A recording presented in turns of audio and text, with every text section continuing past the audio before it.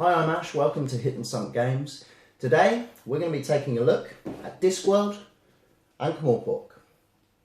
Now for those of you that don't know, Discworld is based on Terry Pratchett, the late great Terry Pratchett, should I say, his famous collection of novels. Really funny books. If you've never read any, do give them a try, they're really fun.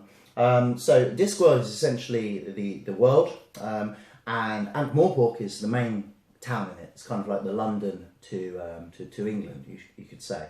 So in the books, Ankh-Morpork is where all the action happens, where most of the characters live.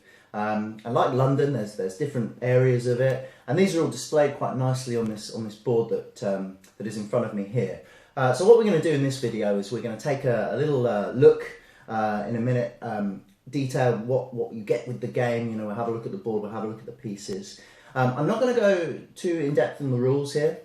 What I'm going to do is I'm going to record a separate video for that. So if at the end of this video you think this is the game for you and you decide to buy it, do check out the video that I'm going to record explaining the rules. It is a really quick and simple game, but yeah, I'm just going to record a super easy video for you to pick up things even quicker. Anyway, back to the game. So one thing I want to say is you don't need to be a fan of Discworld or know anything about it to appreciate this game.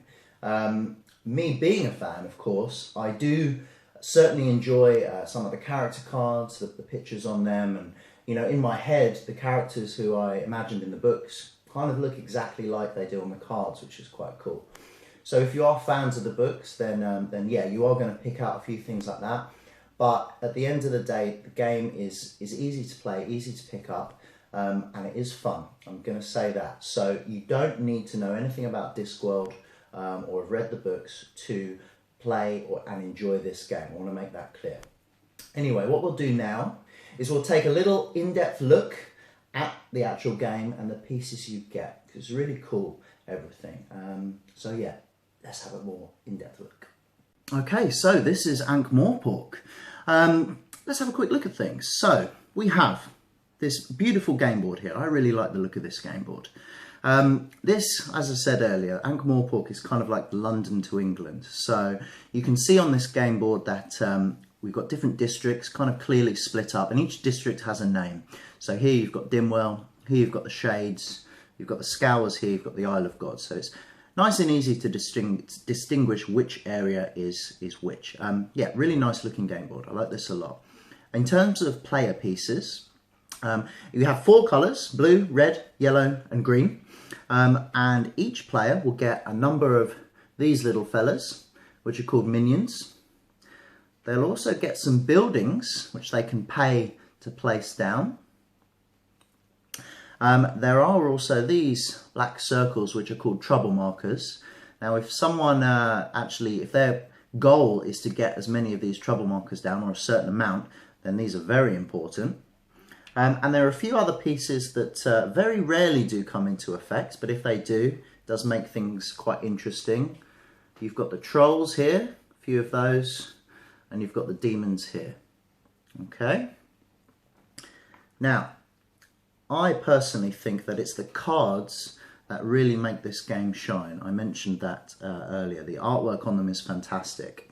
So we've got the character cards here to start with. Now at the start of the game, every player will draw one of these character cards, and they will keep it a secret because it's on these character cards that it will tell them what their goal is to win this game. So it could be to finish the player deck, it could be to get a certain number of trouble markers down, or more often than not, because there are a few of these cards, it's to get a certain number of areas under their power. I'm going to go more into the rules of this game in a separate video, as I said. But yeah, you draw one of these, you keep it secret. There may be an opportunity in the game if you pick a card that says you can swap your character card. So if you feel you've been given a raw deal, there might be an opportunity to change things up.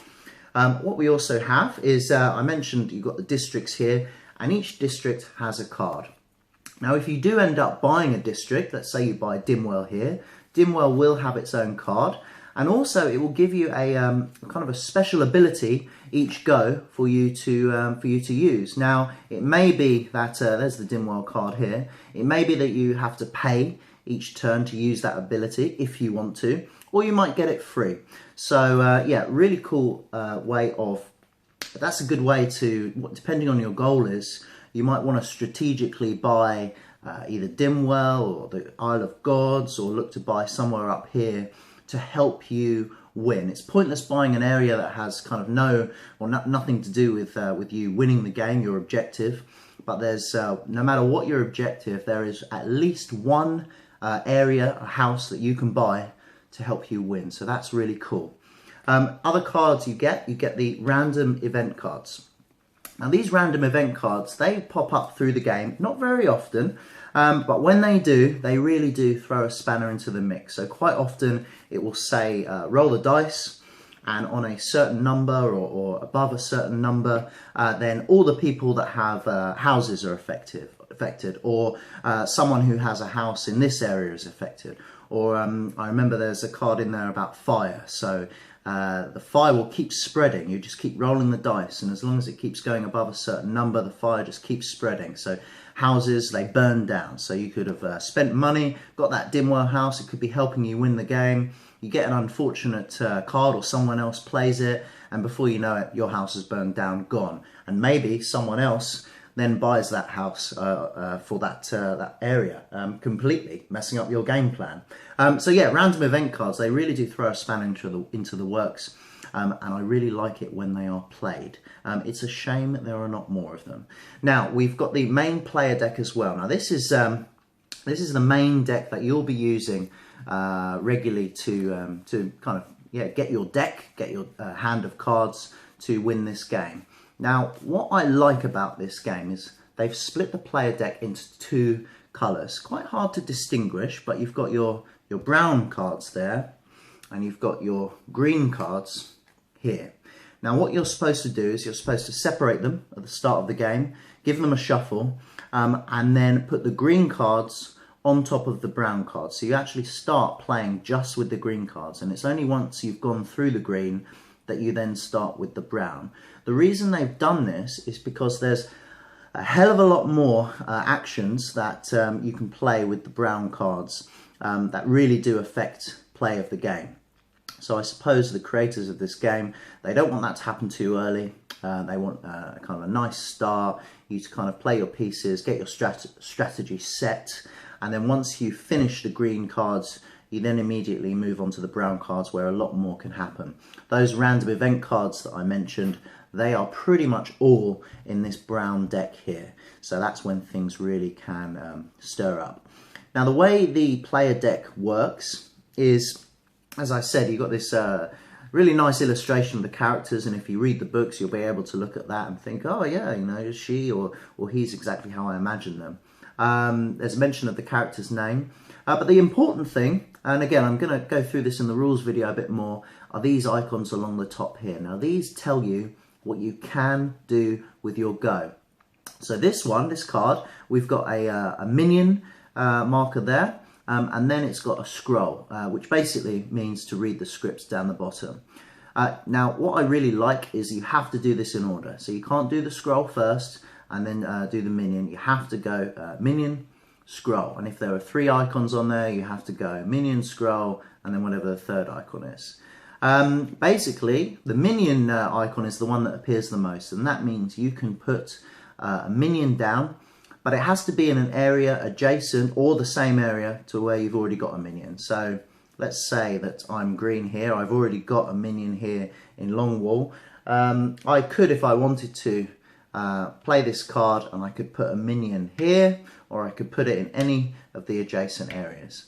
Now, I'm going to go through the rules a bit more on this, but there's only a green minion, me, and a red minion in this area. So both of us, you could say, control this area, or neither of us do, depending on which way you look at it.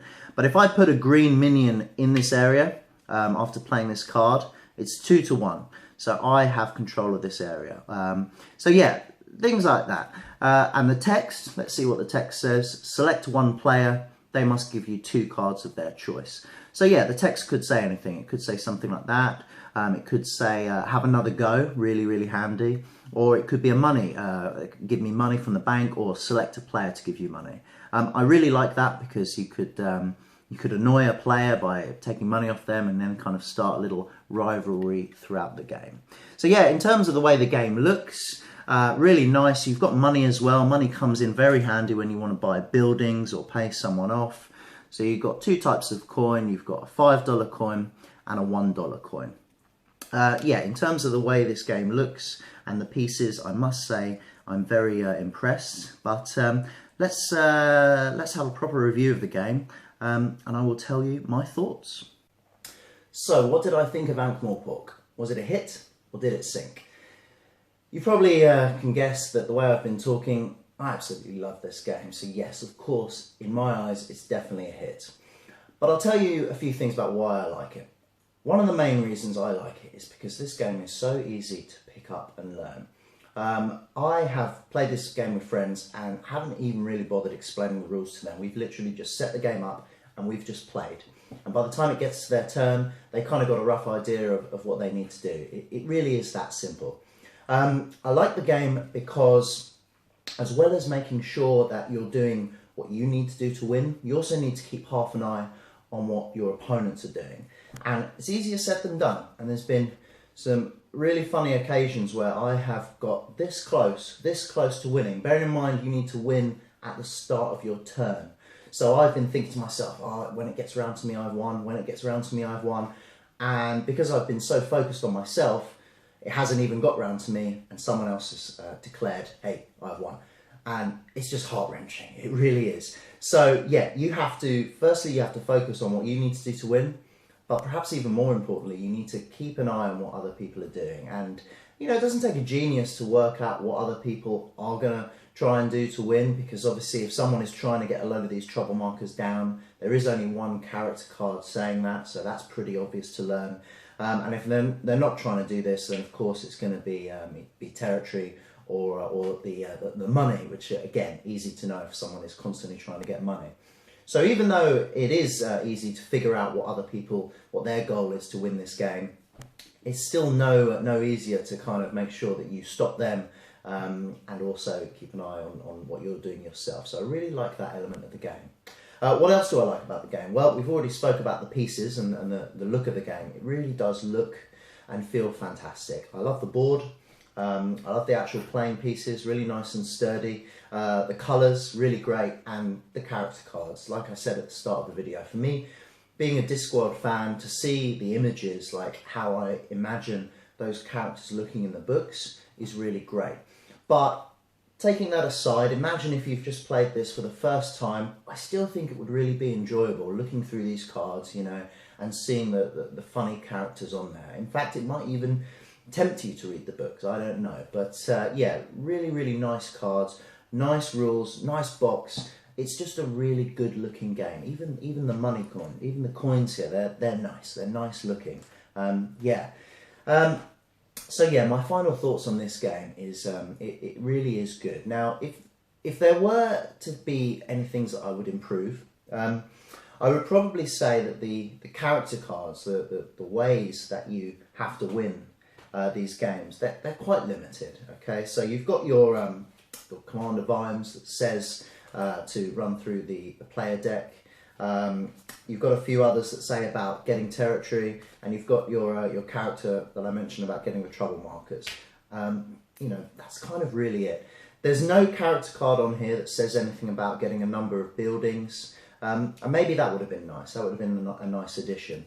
The other thing I would say is on the player deck, there are the cards that have the kind of random events, which I went through earlier. It would have been nice to see a few more random events like on the player deck for you to actually play. They do appear, but they kind of appear in the latter half of the deck when kind of the game wants itself to speed up. And even then, there aren't many of them. And random events are cool, you know, when it happens, you've got everything to lose, everything to gain, it's quite suspenseful. So I really like it when someone plays or I play a random event card, and it would have been nice to have had the opportunity for a few more random event icons along the top there. Other than that, you know, this game really is great. It is great fun. I play this a lot. I've played this with people that don't even know anything about Discworld, and like I said, they've really enjoyed it. So yes, in my eyes, Discworld Ankh-Morpork is a hit.